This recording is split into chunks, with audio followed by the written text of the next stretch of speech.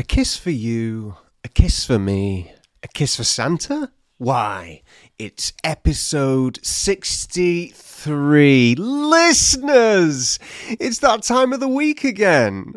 Pottervision's been released, and what an exciting episode we have for you this week. Oh, it's a charmer. It is a charmer. And it just so happens to be the last episode before Christmas.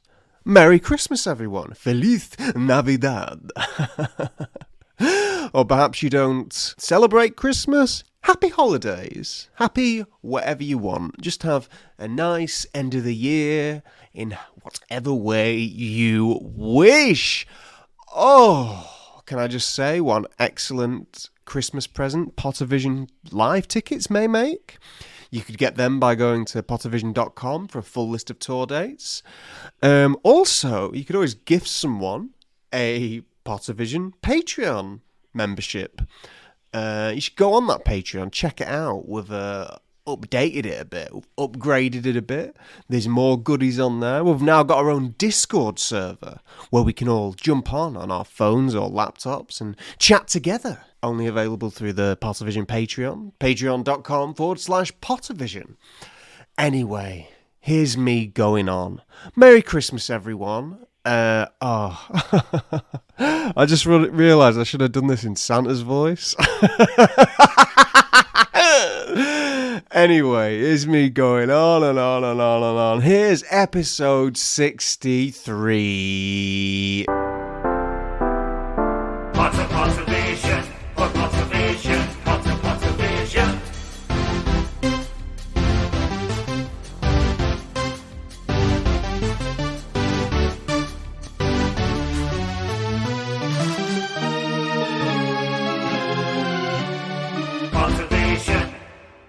Hello, and welcome to the Pottervision podcast, the podcast where every 7 days, if you don't mind, we'll have a chat about a chapter from the Harry Potter books. Now, this week, we're on episode 63. It's chapter 6 of book 4, The Goblet of Fire, and it's the Portkey. I am joined, as ever, by my host, my part-time lover, my friend, Tom Lawrenson, and I'm Lukas Kirkby. Tom, how are you, me devil? I am well. For the first time ever, Mr. Kirkby, we are recording an episode remotely. Yes, remotely. We're not beside each other like usual, but we are across an internet stream. A bit of a, DSLR cable is laid beneath the ocean, connecting me and you. It's incredible. That always blows my mind, actually, that the internet's connected by a wire going under the sea. But yeah, we are in different countries. You are in the home of the lion and the rose, England. I am in the home of the daffodil and the dragon, Wales. I feel like I've not seen you in absolutely ages, like in terms of recording a Pottervision podcast, one might say.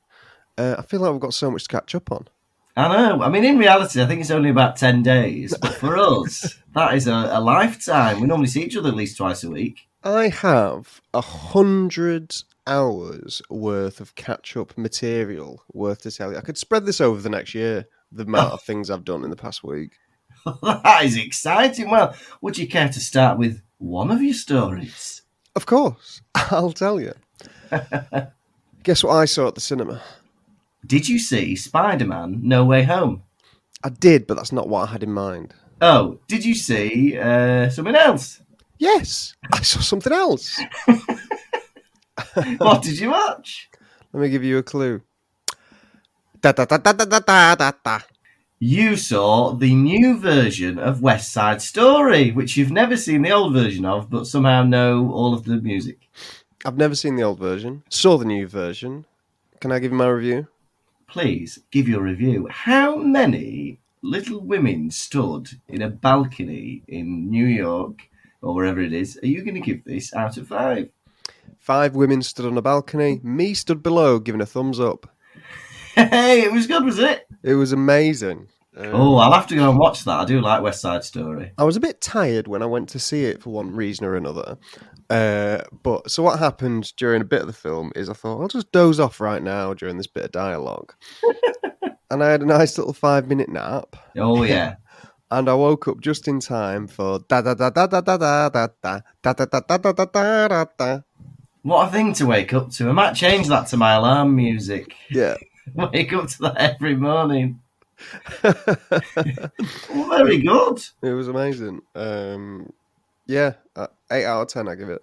Oh, 5 out of 5 or 8 out of 10. That's how fractions work. Other news with me.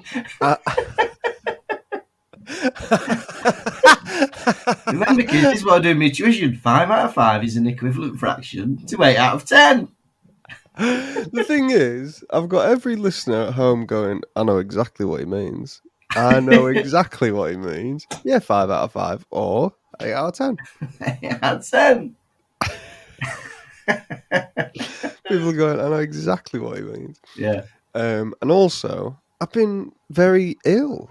Oh, no. You've been poorly, haven't you? I've been tremendously poorly. I've had some kind of I've been stuck in bed, I've been hot, I've been cold, I've been coughing, I've been sneezing. I've done my tests. It's not any virus. Oh. Yeah. I think I've got a sinus infection. Oh, on dear me. top of the illness. Yeah. Is it on the way out now? Are you feeling a bit more perky? Don't know. Sometimes not. I've got this thing, I don't know if you've ever had this, where I blow my nose and foul-smelling mucus comes out. Have you ever had that? I think so, yeah. Oh, dear, You do think so? That sounds horrible. That's interesting. Foul-smelling mucus, listeners. Lovely. So that is my 50 years worth of news. Lovely. That 100 hours flew by. Fantastic. Well, I tell you what. You are, of course, in your motherland, performing in your mother tongue. Oh, no, I'm not. Oh, yes, I am. Sticking your tongue out at little kids. Yeah. Smacking your bottom at people.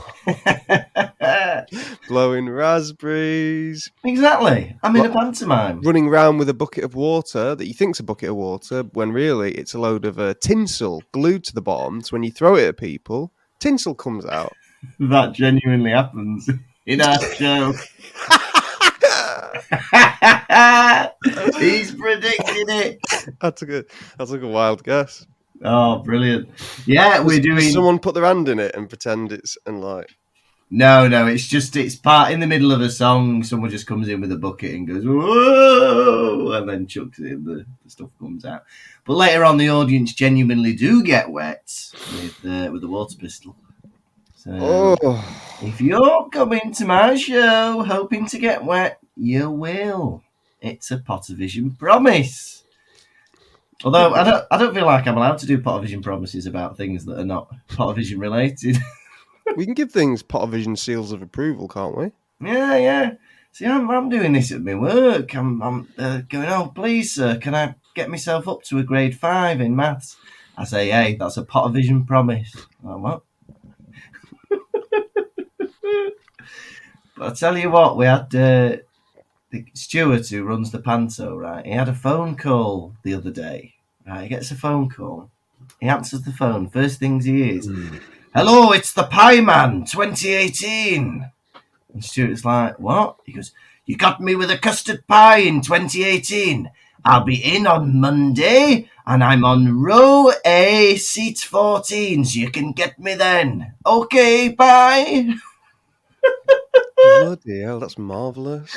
So he rings up to ask to have a custard pie in his face with the date he's coming and the seat number he's going to be sat on. Did Stuart remember, note this down, and is he going to pie him? Yep, he's like, right, yeah. Hello, it's the Pie Man here, 2018. He comes in with the year that it first happened. To be honest, when someone does volunteer something like that, it does make your job a lot easier, because you're like, all right, now I know there's going to be no repercussions because someone's asked for it. I know, and you can proper go for it as well. Like sometimes if they don't look keen, you just give them a little bit of a splat and then off you go. If someone wants to be pied, you could proper put a bit of extra cream on the plate, rub it in a bit. Happy days. And as we all know, if you're an avid Pottervision listener, you know it's shaving foam. It's shaving foam because actual cream goes smelly in your hair. It's horrible. Apart from that, me and my dad went to see the snooker final because where would you have the final of the Scottish Open but in Llandudno in Wales? So we went to watch and we saw Lukas Brissell, the young Belgian bullet, beat veteran John Higgins. It was a very good, very fun affair. The young Belgian bullet. God, I wish I was there myself. Oh, it was good. He was already won the whole tournament and he potted the final black without looking at it. He got down and then he looked at the audience and did a big smile and then he potted it without looking. Oh my God. Oh, it was fun. What a cocky cunt. Well, he'd already won the tournament. He's having a bit of fun. Hey. So, yeah. Do you have any more stories? Christmas prep going well? Oh, that's true. Next episode will be after Christmas. So this is the Christmas episode. This is Merry Christmas, everyone. Dun, dun, dun, dun. It's Christmas. Yeah, Christmas. You know Christmas. We hope you all have a lovely Christmas. Oh, and we forgot to mention what a fabulous time we had with our Patreon followers the other night.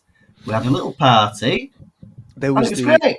Patreon Christmas do. It was a live chat with all our gorgeous, fantastic patrons who could make it. All our babies. We got together and we had a party, essentially. Some people were drinking, some people were merry, some people... Well, everyone was merry. Some people enjoyed it. And we had a little quiz and a Q&A. Oh, the quiz. That's got me addicted to quizzes, that. Has it? That's good. I was like, I want another one of them. We're going to have to do another one soon. Yeah, we'll do another one for Easter or something. No. January. No, New Year's quiz. Hey, ring in the new year with the Pottervision boys. New Year's Eve. Everyone. Dun, dun, dun, dun. So yeah, it was jolly good. Yeah, we'll definitely do something like that again. And yeah, so get on our Patreon. There's a Discord server now available. All the Christmas cards sent out. Oh yeah, we sent all the Christmas cards out. They should be arriving soon. I said on that the live thing that we did in the Patreon thing. Yeah, I got a bit because there were so many messages we had to write. Yeah, I was like going a bit funny with them. Sometimes they went downright insane. Sometimes I was, just wrote a genuine, heartfelt message.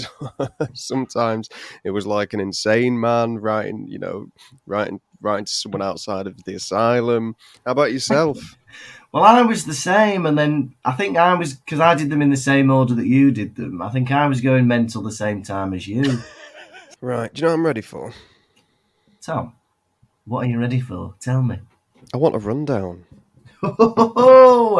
Tom's got run down by a reindeer. Chapter 6, Book 4, The Portkey.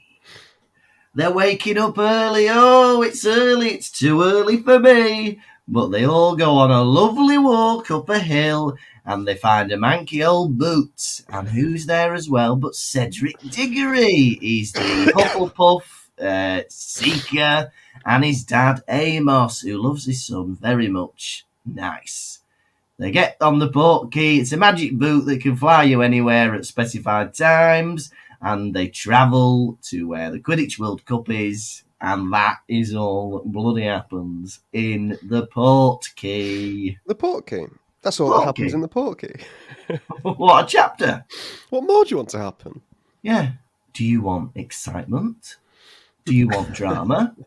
Well, you're not going to find any in the Portkey. I think it's good for us because it's easy to prepare for the episode of Pottervision each week, that these are so short. But put some of these together. Yeah, it's like, oh, but maybe it's because it's such a long book. Maybe she's thought, oh, I'll make the chapters a bit. I've suddenly lost my voice. Maybe because it's such a big book, they've decided to Ease into it. ease into it. A few little, teasers, little mini chapters, get you going. Lovely. We start off waking up basically in the middle of the night, and there's nothing worse, is there, than getting up mega early. You know, when it's still dark. Harry is being shaken awake by Molly Weasley. Nothing like being shaken awake, is there? I can't think of any more peaceful way of waking someone. Now, don't say my name. Don't play some music. Don't just open the door, have the kettle going, ease me into consciousness. Shake me awake. Yeah, and not even like Harry's not your child. You shake Ron awake because Ron is your son, and then you tell Ron, get Harry up as well. I think a shake awake's too much. Yeah. Have you ever been shaken awake? Your heart will come out of your mouth. It's terrifying. I don't think I've ever been shaken awake. Exactly. Your mum opens the door and goes, come on now. Come on, it's 8 a.m. or whatever. Yeah. I used to do this strange thing where my mum would wake me up for sixth form or high school, whatever it was. And she'd open my door and go, Tom, it's 8 a.m. It's 8. And in my confusion, I would go, AM or PM. And I meant that genuinely. Oh, man. I tell you, sometimes I think my mum would tell me it was later than it was to get me out of bed. She'd be like, hey, it's 20 past 8, And I'd be like, bloody hell. And then I'd get up and it'd be like 7:30. What a crook. I think so. I don't know if I'm misremembering that, but yeah, I'm pretty sure that happened. No, I'm not accusing you of lying. I'm saying your mother's a criminal. That is fraud. To lie to a Welsh boy, that is a sin. That's an unforgivable sin, in my opinion. Yeah. In the wizarding world, the unforgivable curses are torturing somebody, making somebody do what you want, and killing somebody. In Wales, it's telling a lie about the time. To The unforgivable curse. Yeah. So they go downstairs and have a bit of breakfast porridge. Lovely. Are you a porridge boy, Lucas? I will eat porridge. I don't eat it on the regular, but I'm quite partial to some Quaker oats with syrup. Bit of porridge. Microwave, milk, 2 minutes. Sorted. I've been on Quaker Oats porridge for a while now because I get the sachets and I have them at work. Peanut butter is my topping. Slap a bit of peanut butter in there. It melts. It's stodgy. It's nice. It's nice, yes, Evans. And I tell you what, this ties in lovely with our Harry Potter podcast because the man on the Quaker Oats box is the spitting image of Stephen Fry. Is he? You have a look at the Quaker Oats man. He looks like Stephen Fry in a little hat. I don't know about that. I do. What are your breakfasts through the time, Lucas? What are you having for breakfast at the moment? Well, normally I'm very bad. I'm very naughty, and I forget to have breakfast. That is my vice. When they take me up to the pearly gates, I feel like that will be the reason they deny me access. Because I'm not a breakfast eater. It's bad. But I'm trying to be good. I'm always a better eater when I'm at home with my mum and dad because they make me eat. So I've had Weetabix the past few mornings. Weetabix with a little bit of Canderel sweetener on the top. Canderel sweetener. It sounds delicious. Lovely. What's your breakfast of choice? You porridge on the regular? I went through a period of having very luxurious breakfasts. As our listeners will know, Sundays for me used to be pancake or waffle. Though times change, time runs out. Your life goes on. You don't have... you give up. I love an assortment of breakfast. When I was a little boy, my earliest memories of breakfast was Nesquik. Oh, see, I never had that, but when I went round to my mate's house, he always had Nesquik. Nesquik cereal. Yeah. The mascot is a rabbit, and the cereal looks scarily a lot like rabbit droppings. But Yes, taste please, Nesquik. chocolatey. That's what we want to eat. Can I eat chocolate rabbit poos, please? But it was great. You'd swirl it round, and when you had, I don't know, let's say around 15 balls left in the bowl, you could give them a spin, and they would. You could try and they'd all land together, and then in a similar way that you can look up to the clouds and find pictures, you could do the same with your rabbit drop-ins. Give them a spin, and they all go together. Hey, look, I've got a giraffe. Hey, look, I've got the Empire State Building. Hey, we're going to come to this in the books, but that's actually what they cover in Year 6 of Divination. They're not looking in tea leaves, they're not looking in crystal balls. They get some dregs from an Nesquik cereal and see what pictures come up to predict the future. When I lived in Spain, my breakfasts were, I remember, cornflakes with a healthy coating of sugar. Cornflakios y suker. It was milk first, then sugar. Otherwise, I'm sorry, if you put sugar first, milk's washing that sugar to the bottom of the bowl.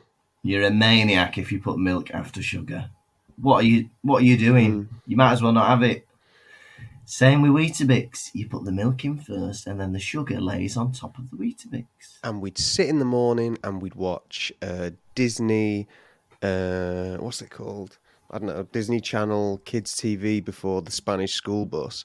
And there was 2 programs I can remember, Jungle Book, the animated series, and also Gummy Bears. Gummy Bears, dancing here and there and everywhere. We are the Gummy Bears. That sounds good. Gummy Bears, I never watched that.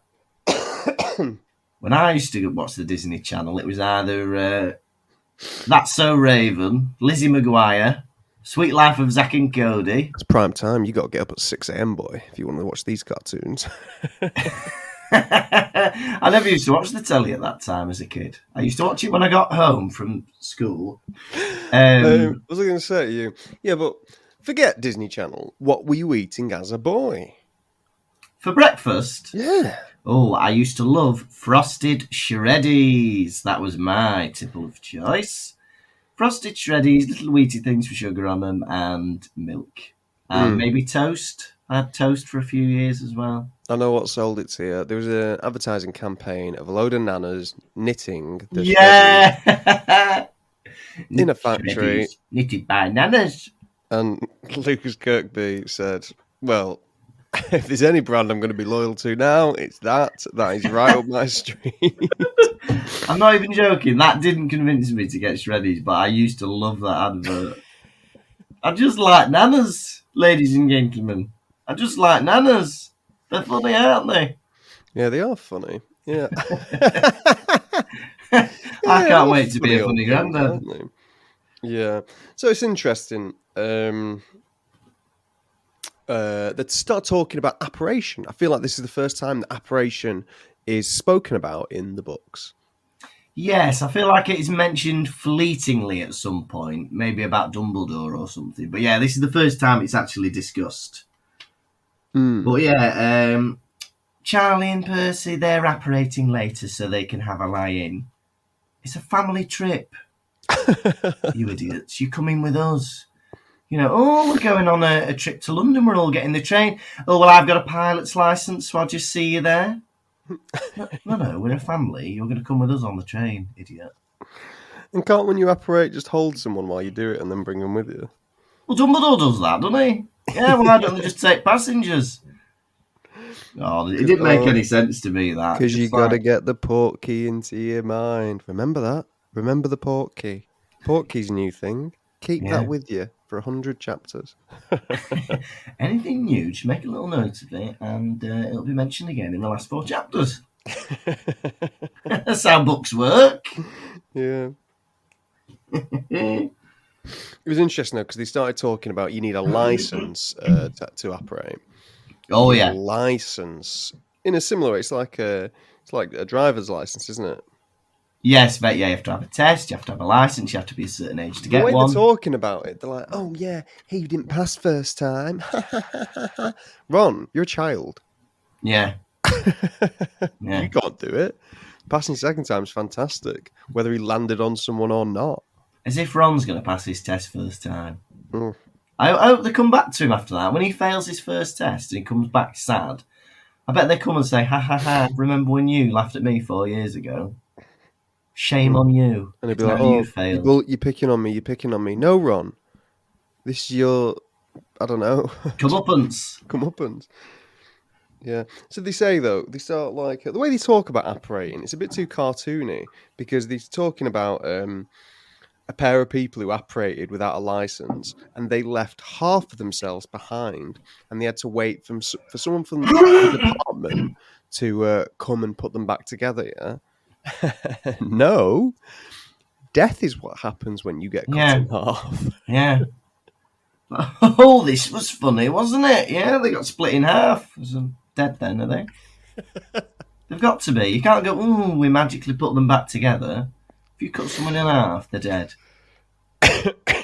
Dead. Those people are dead.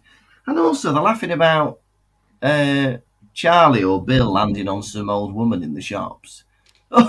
Oh, that's funny. That old age pensioner with a broken pelvis. Very nice. That's a funny story, isn't it? She can't walk now. Bloody hell. Someone has to do her shopping for her now, the poor old bint.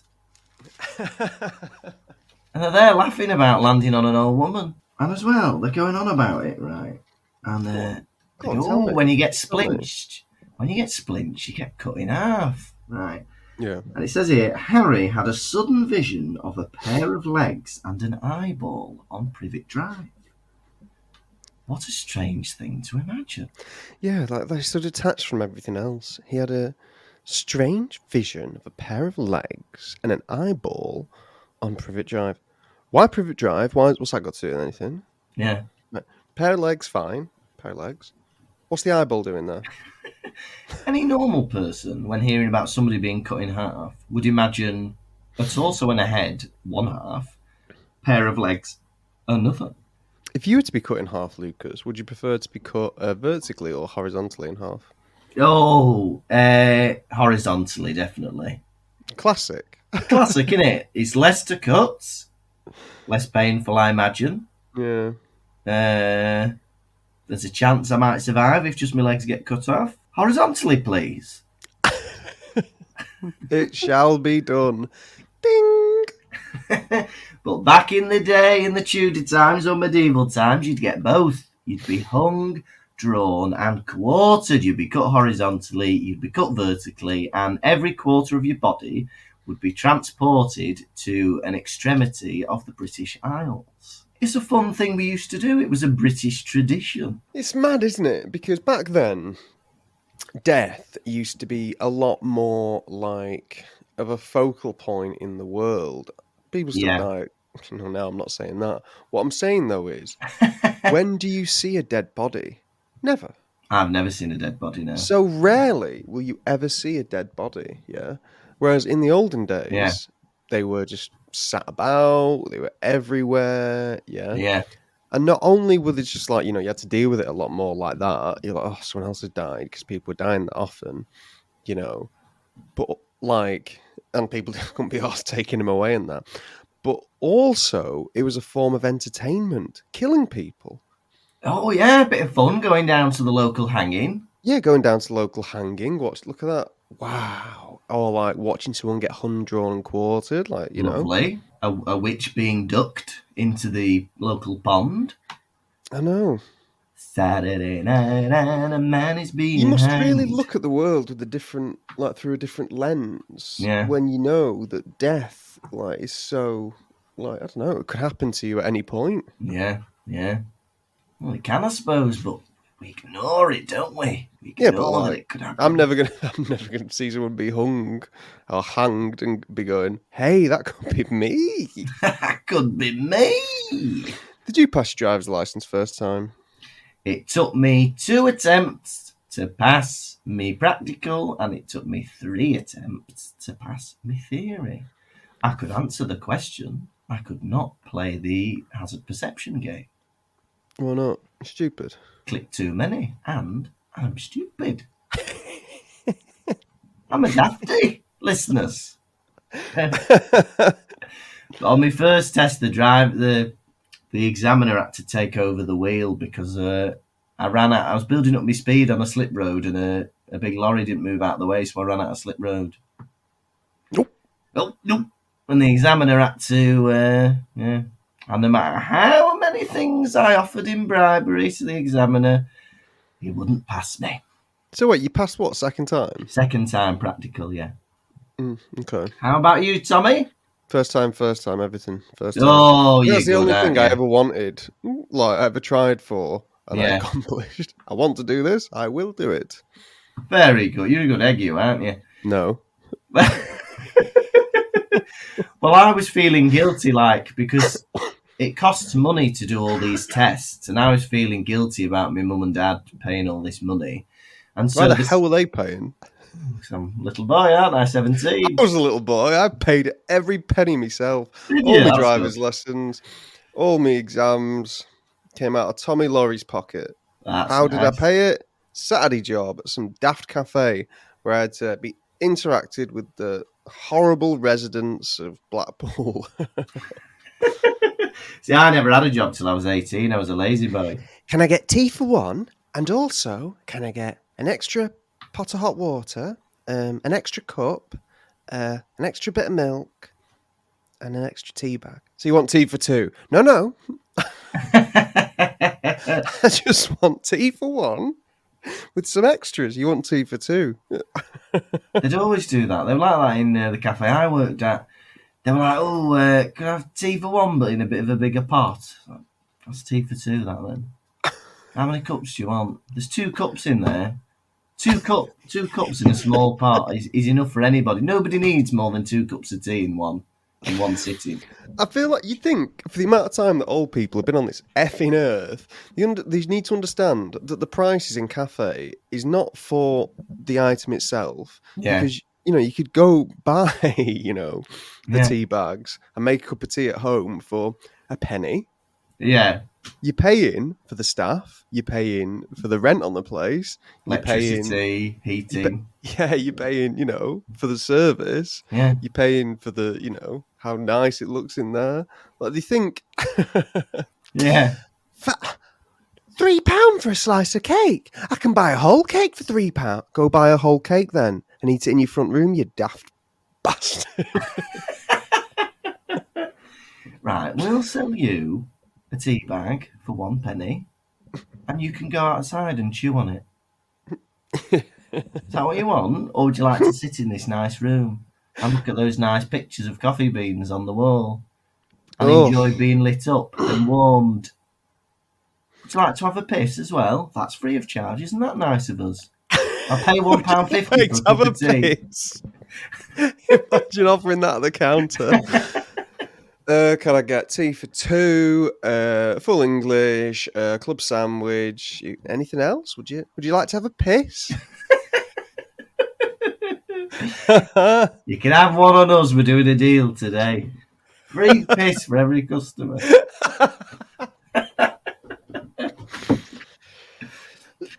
And you can also have a shit, but we will look at you funny when you come out. The good bit about our cafe was that the toilets were at the front of the shop, nowhere near the cafe. Oh, brilliant. Not our jurisdiction. Oh, that's good. Separate. Well, it was part of the cafe, but I quite like that we had our toilets downstairs. If you could apparate, where would you apparate to? Oh, your arms. Closed. Oh, no. Oh, well, to be sentimental, I'm missing my fiancée Martina very much at the moment. So you'd go to Berlin. I'd go to Berlin and then get a 4-hour train to where Martina lives. Berlin. Meet me in Berlin, the chilli city. The chilli city, where they're famous for their chili peppers. No, it's gold. It's gold, listeners. That's You've why they been had to to build a Berlin, big wall Lukas. to insulate it. You what, sorry? Have you been to Berlin? I have been. Me and Martina went to Berlin just before the original lockdown happened. We went to Berlin. Oh, we had a game of snooker in the most delightful snooker club where a man would come and wait on us while we were playing snooker. And he came in with a little tray and was like, "What would you like to drink?" And you'd order a drink and then he'd go off and come back with the drinks. It was delightful. And we did an escape room that was good. And we went to the Berlin dungeons.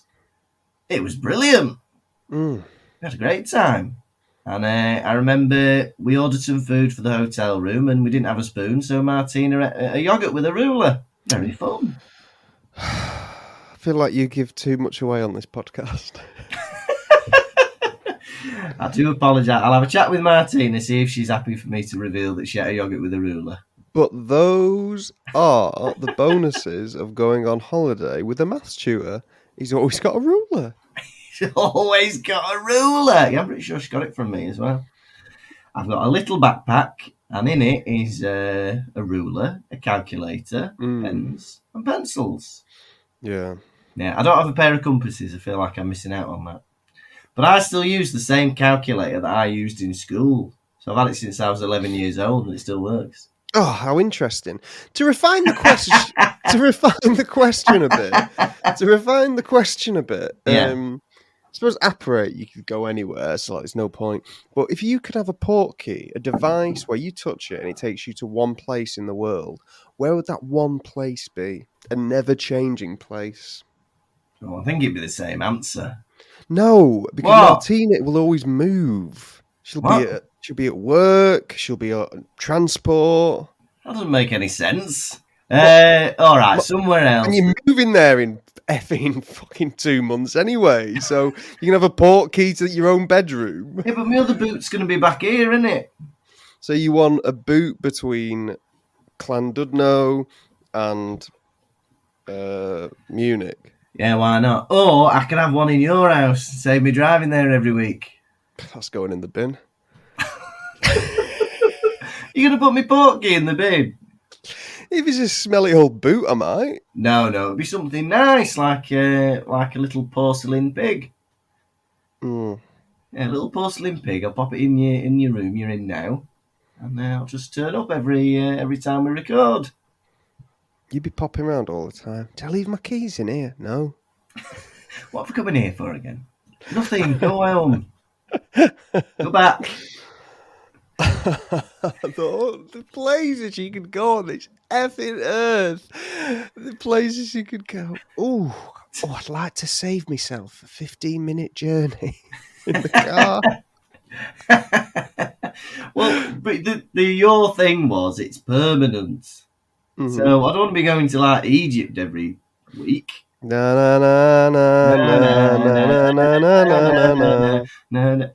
Egypt. Egypt. I would have a deserted beach somewhere. Oh, that's good. My own pocket of paradise. Yeah. Get away from it all. Would go. No one knows about this beach. The beach from Castaway. Yeah. I would sunbathe. Play with your little ball. I would drink coconut milk. Yeah. Draw a face on your balls. And I would fasten a noose and put it around a log and throw it off a cliff for some reason. Does that happen in the film? Yeah. I've not seen it. Have you not? No. That's Tom Hanks. Have you never seen Castaway? I just know it's Tom Hanks. He's got a ball that he plays with. It doesn't matter what you know it is. How have you never seen it? I've never seen it. It's one of the many Tom Hanks movies I've never seen. I've never seen The Polar Express. I've never seen Captain Phillips. I watched The Polar Express the other night. Was it good? A bit irritating. Oof, don't like that. I'm not going to watch that then. Fair enough. But I have seen Philadelphia. I have seen all 4 of the Toy Story franchise. And I have seen Forrest Gump. I've never seen Philadelphia. It's good, but sad.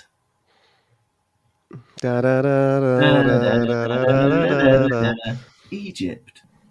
So, before they leave to go on this walk, Mrs. Weasley goes to Fred and George. What have you got in your pockets? Accio. And she gets these 2-ton toffees, right? Harry is thinking it was an unpleasant scene, it says. It's quite interesting what sort of scene Harry deems to be unpleasant. A boy choking on his own 6-foot tongue? Cool! A woman being blown up right into the sky? Right on! 2 boys having some sweeties taken off them? I can't watch. This is uncomfortable viewing for me. This is abuse. Oh, I cannot stomach this any longer. I have to leave the room. This is where I draw the line, Mrs. Weasley. Oh, Harry. He's just biased to his friends. But it always was a bit awkward, wasn't it? You know, when your mate gets bollocked when you're round their house. Yeah, never happened around my house. My parents strode to make any guests feel uncomfortable. Yeah, so yeah. they'd wait for that stuff. Yeah. To do that stuff like when the other person had left. Well, it's a good tactic. If there are any prospective parents, listenership, bollock your kid when they're on their own. But why were the Weasley twins trying to take these toffees to the Quidditch World Cup? Yeah, who are they planning on pranking? Or even selling them to? Like, do you want to buy these toffees? Who are you? Oh, we're little boys. We're twins. Oh, say no more. You look wonderful. Yeah, I don't know what the plan is. Are they going straight to Hogwarts after the World Cup, or are they going back to the Burrow?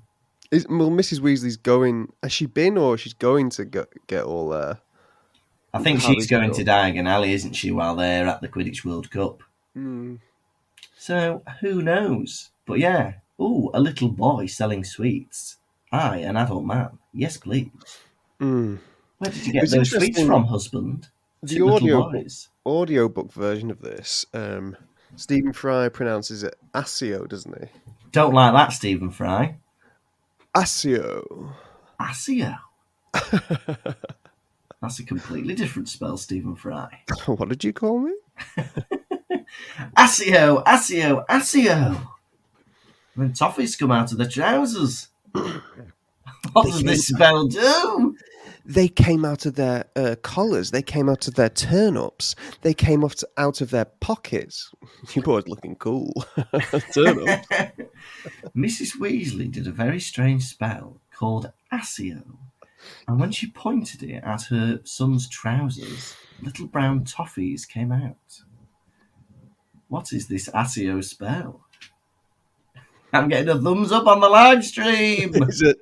Tell truth. Oh no, a thumbs down. I meant to say thumbs down as a thumbs up. Amos Diggory. Right. This is the first time we meet the Diggorys. We've not really had Cedric say anything, have we? Yeah. Now we're meeting him for the first time with his father. Amos comes bumbling forward and man's an oath. Yeah, he is a bit, isn't he? Man's an absolute oaf. He's bragging about the Quidditch match where Cedric won because Harry fell off his broom. Yeah. I'm guessing this was Dementors. Yeah, that was the Dementors one, yeah. And he's bragging about it, going, oh, now you can go tell your grandchildren that you beat Harry Potter. And then he was like, yeah, but Dad, he fell off his broom. And he's like, you didn't fall off. And Harry would say that himself, wouldn't he? He'd say, you're the best boy in the world. Yeah, it's a bit like, it doesn't put him in a great light, does it, Amos Diggory? Well, Amos, you're laughing now. Give it 50 chapters, Amos. But what, When you hear those trumpets, you...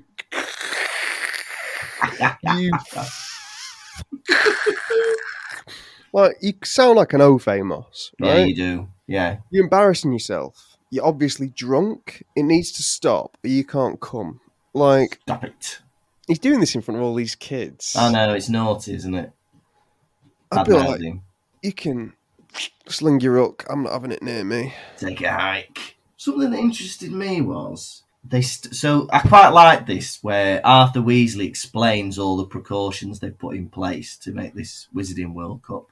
It's details that we wouldn't get in a shorter book, and for me it makes it all seem a bit more realistic, the fact that they've done all these things. Mm-hmm. And they're on about, they stagger the arrivals of people. so they don't arouse suspicion. Right? And one of them is, if you have a cheaper ticket, you have to come 2 weeks earlier to the event if you can't afford the better tickets. Right? Imagine this conversation with your boss. Oh yeah, I need 2 weeks Ignore off me work. annual leave. I need 2 weeks off. All right, what are you doing? Going to see the footy. Abroad, is it? No. Local. Why do you need 2 weeks off? Can't afford the more expensive tickets. No wonder, man. You take an annual leave to go to this football match. Yeah, I feel like, yeah, and I've got friends who would do that. Like, people, you might do that. Like, not value your own bloody time. Like, oh no, it's the cheapest ticket. Yeah, but you're losing money because you won't be able to work during that time. I'm trying to get better with stuff like that. Yeah, because You sat in a bloody Quidditch World Cup tent doing some remote tutoring. Probably, yeah. Never mind where I am. Yeah, I'm trying to be better with that because I would pay like for a cheaper flight and train ticket somewhere where I could just pay more to have like more hours off. Very little happens in this chapter, yeah.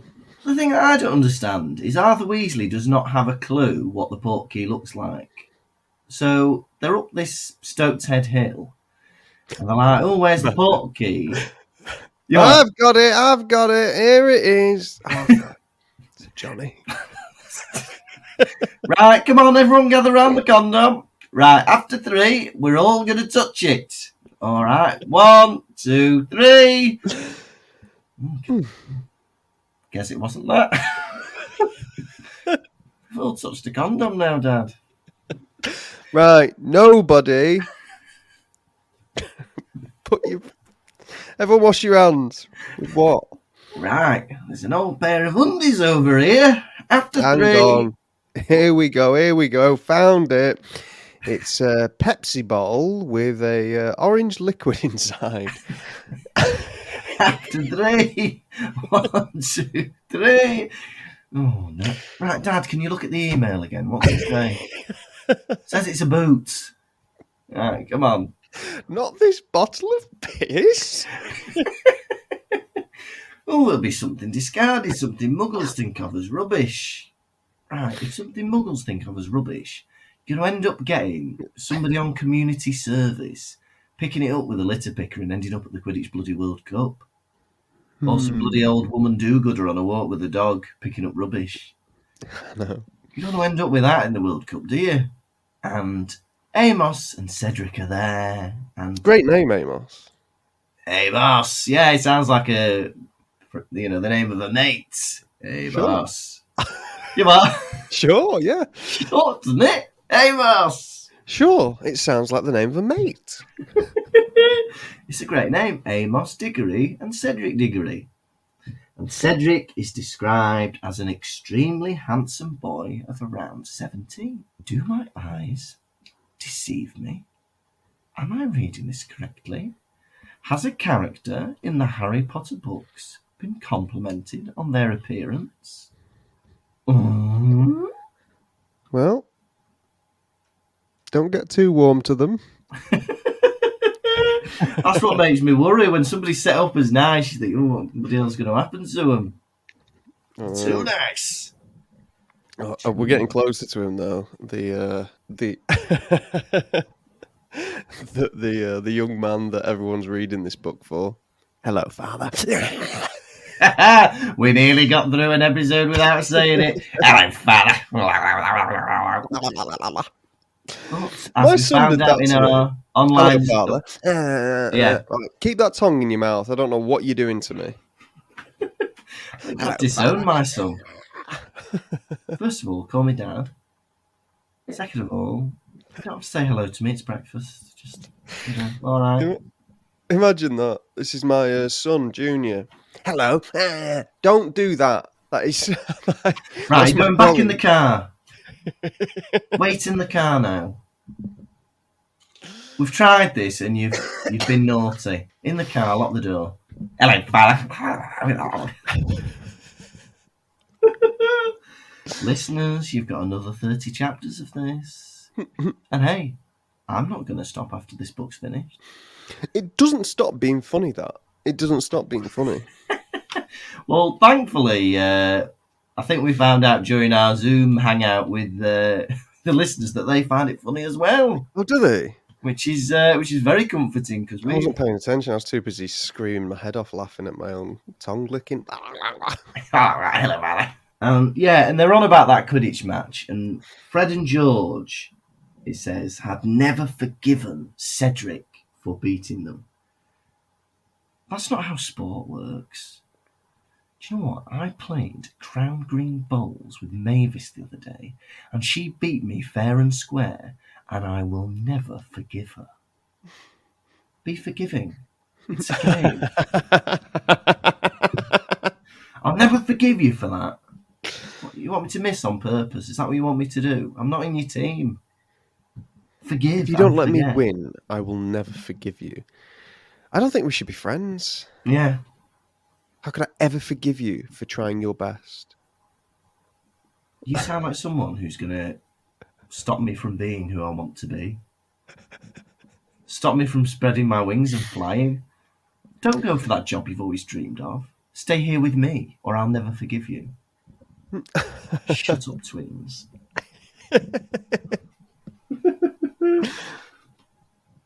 And Amos at one point looks at all the kids and he goes, "Oh, are all of these yours, Arthur?"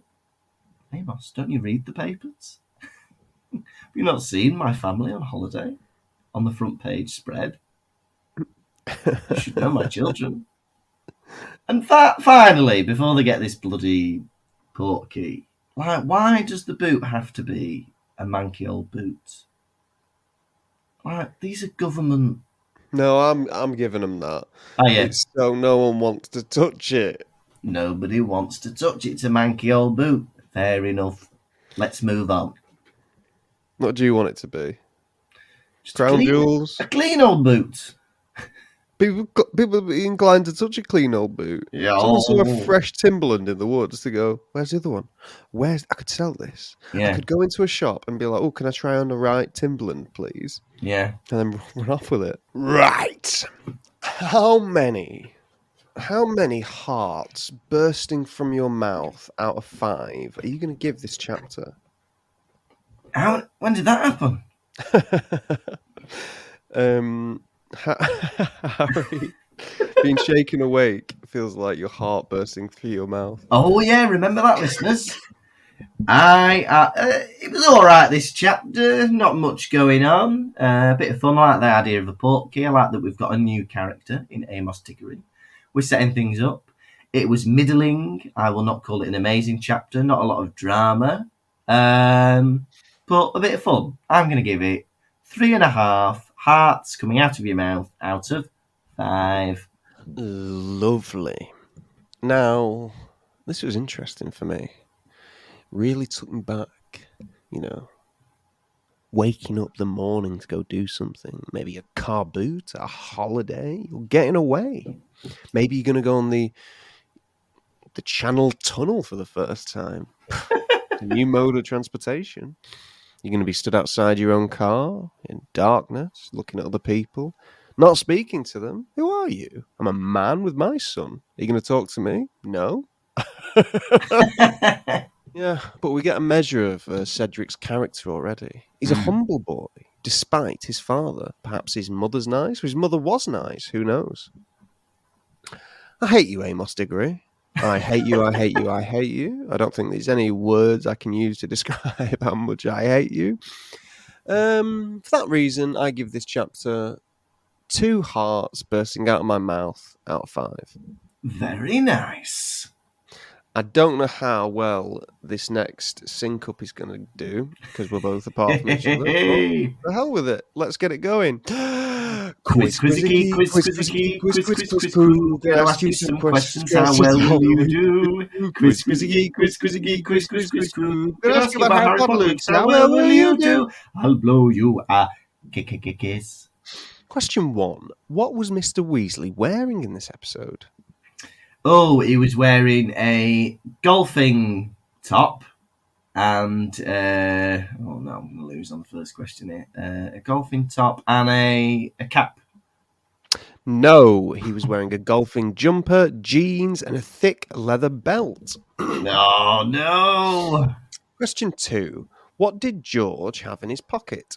2-ton toffees. Tong toffees. Ton toffees. False. What was Amos Diggory holding? Oh, this isn't going very well, is it? A stick. Cane. Moldy old boot. Question 4. What did the voice say at the end of the chapter? 7:05 from Stokeshead Hill. No, it was 5:07 from Stokeshead Hill. No! This is the worst quiz I've ever done. I can't get 0. I've never got 0. What's number 5? Question 5. Finally, what was the reason that Harry lost the Quidditch match?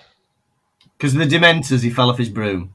Correct. Oh, it's the worst performance ever in the quiz. 1 out of 5. For the first time in about 6 weeks, I concede. I deserve to have lost the quiz. You what? You deserve to. Yeah. You deserve to lose every week. You're not very good at it. There have been 3 controversial decisions. I don't know about that. But this week, I admit, This was the easiest chapter to win at. It was so short. I'm not ready for about 2 weeks. Quiz. I'm going to ask you some questions. How well will you do? Quiz. Gonna ask you about Harry Potter. How well will you do? I'll blow you a kiss. Was it harder to sing that time? Yeah, because you sang up with me, didn't you? Yeah. Oh, well, we hope you enjoyed that, listeners. Now. It's like when people sing to you, like you're on the phone, you start singing, and someone starts joining in. You're like, you're ruining it because it's making sense for you, but it's not making sense for me. It's not making sense for me. Perhaps most people don't sing over the phone to people. Well, I do. It's lovely. It's nice. People like it. It is now time for the nation's second favourite segment. It's Hedwig's Droppings. We're not alluding to Owlpoo, we're not alluding to ploppings. We mean the messages you send in when we allude to Hedwig's droppings. What's in a beak this week? Well, we've had an interesting question from Toasty on our Patreon. Now, Toasty says, what character from the books do you hate the most and why? How do I hate the let me count the ways Harry Potter characters? Only some of them. Who do I hate the most? Peeves. Oh, yeah, you don't like Peeves, do you? Wish Peeves wasn't in it. It didn't add anything. For me, I think the one I hate the most has got to be Umbridge. I think she's just horrible, isn't she? I'll take 10 Umbridges over half of Peeves. I like Peevesy Weavesy. You're lucky I don't delete the whole episode and stop doing the show with you. But yeah, Umbridge for me. I don't know if she does this in the books, but that bit in the films where she makes him like self-harm on his own. There's a bit in the there's a bit in a video game where she punches him. She proper decks him, doesn't she? Yeah, so I think it's her. It's Dolores Umbridge, if you don't mind me saying. And for you, it's who? Peeves? Yeah. There you go. Peeves and Umbridge. About everyone else, we're not normally a podcast that promotes negativity, but who don't you like? Who could you do without? Yeah. Is it Seamus? Is it Amos Diggory? That's a new contender after today's episode. My boy! Bye-bye! Bye-bye! Silence! Silence! Thank you very much, Toasty. Lovely. We've had another question from Amy Montgomery on Instagram. It's a festive question from Amy. She says, which family from the Harry Potter series would you most like to spend Christmas with or have Christmas dinner with? Very good. Yeah. The immediate thought is the Weasleys because we've experienced that. But for me, it's a bit chaotic. I feel like you wouldn't get a moment's peace If you want to sit and watch Mary Poppins, you're not going to do it at the Borough. It's not happening. Okay. So, who would I like to spend Christmas to? Do you know what, actually? I think the Dursleys would put on a cracking roast dinner for Christmas. Mm-hmm. You know it's going to have all the trimmings. Okay. And you're going to get extra helpings. They're going to be sat in front of the telly. What more do you want at Christmas? As long as Marge isn't there, I'd spend it with the Dursleys. For me, it's definitely got to be the Weasleys, because I couldn't imagine a better atmosphere at Christmas, because though they're not going to be playing, like watching telly, but I've done that for, so many Christmases. So I want a bit of atmosphere. All these people. The parlour games are going to be fantastic. The food, brilliant. Like, say we want about Molly Weasley. The woman can cook. Yeah. Right? And the gifts are going to be amazing. Have you ever met any more creative children than Ron Weasley's siblings? Yeah. Bar Percy, but the rest of them, fantastic. Do you know what would be the ultimate, right? Morning and Christmas dinner with the Dursleys, and then go to the Weasleys for the afternoon and the evening party. You took your turn to have a go at the Weasleys. You don't get in on this. That's not nice. Oh, have your Muggle Christmas, Muggle boy. Sit there in silence, where you are not allowed extra servings, as Dudley has eaten it all. I don't like this Christmas. I'm paying for my mistakes. You really think Vernon Dursley is going to take a shine to you? So, what line of work you in, Lukas? A bit of a song and dance man. Ooh,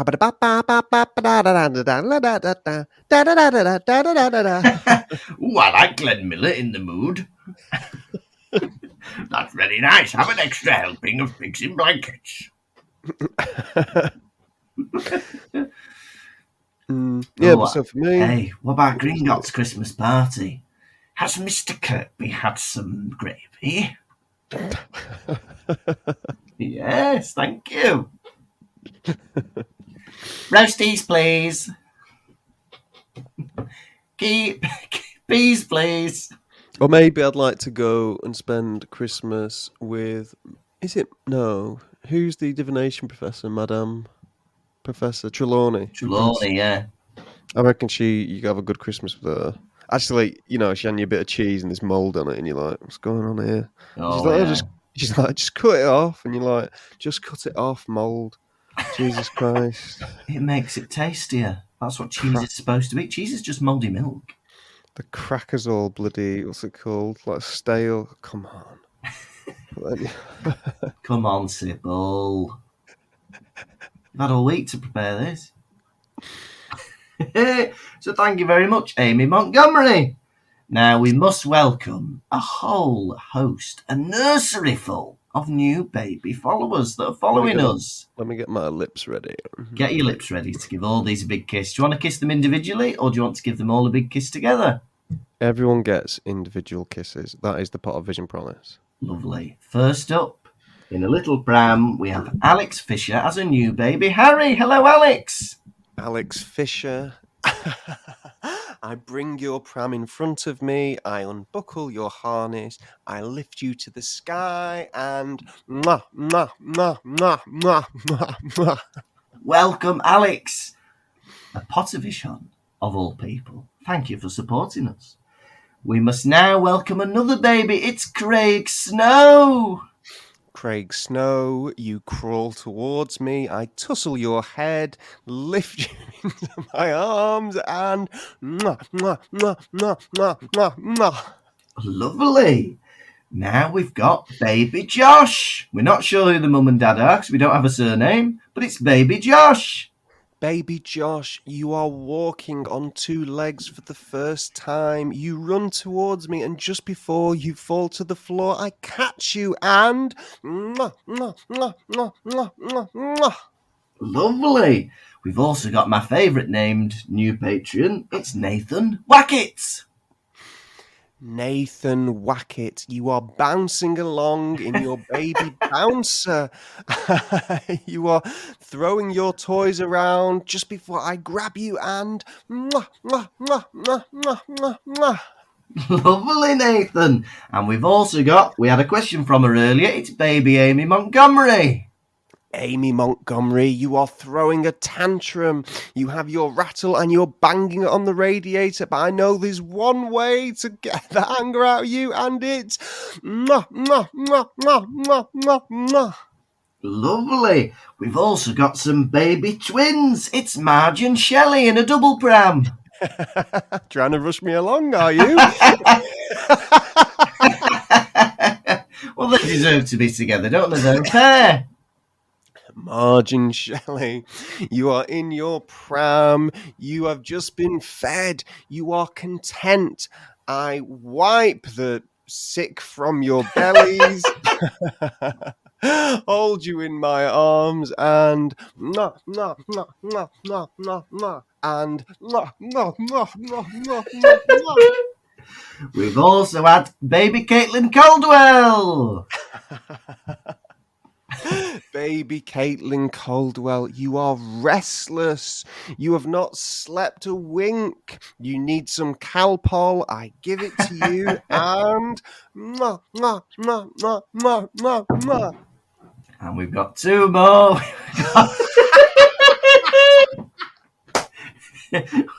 Your lips chapped. We've got Taylor Allingham. Taylor Allingham, you are playing in the garden. The sun is going down. You are wondering, am I alone? Is anyone going to come out to get me just before? Someone grabs you from behind, throws you into the air, catches you. It is me. Mwah, mwah, mwah, mwah, mwah, mwah, mwah. And finally, we've had a baby upgrade. So when we did a survey, and some people said they wanted to support us even more. So we've added a new baby Dudley tier. And Frankie has very kindly upgraded, and she's now a baby Dudley. Frankie, you are resting. You are lay in your cot, sleeping away. You have a full 8 hours ahead of you. But I can't help myself. Mwah, mwah, mwah, mwah, mwah, mwah, mwah. And for time purposes, I shall kiss you all in private. Ooh. Ooh. And that was Hedwig's Droppings. This has been the Pottervision podcast. Thank you all so much for listening. If you haven't yet, you are 63 episodes in. Give us a 5-star review. It really helps us. It pushes us up the search engines. Also, we've got a website, pottervision.com. What better Christmas present to buy somebody or treat yourself than tickets to come and see us on tour? We're in Birmingham. We are in Denbigh. We are in Swansea. We're in London. We're in Manchester. We're in Leeds. We're in Leicester. We're also going to Ireland. We shall be in Belfast. We'll be in other places as well. We're going to be in Telford and Brighton, and maybe other places that I've forgotten as well. Loads of dates. We're really looking forward to seeing you there, so please join us there. Also, if you want to support us on Patreon, as you have just heard, we've had loads of new Patreon followers. I went on a course. I found out how to make Patreon better for people, and people have joined us, so it's been really fun. So come and join us. We've got a community growing. We've got a Discord server that people are chatting on. It's all really fun. So patreon.com/Pottervision. Next week, it is episode 64, and it is chapter 7 of A Goblet of Fire, Bagman and Crouch. Or Bagman, as everyone else pronounces it. It's Bagman. Bagman. You remember that superhero, Bagman? You have been a virtual Tom Lawrenson. And you have been a digital Lukas Kirkby. Goodbye and Merry Christmas. Pottervision.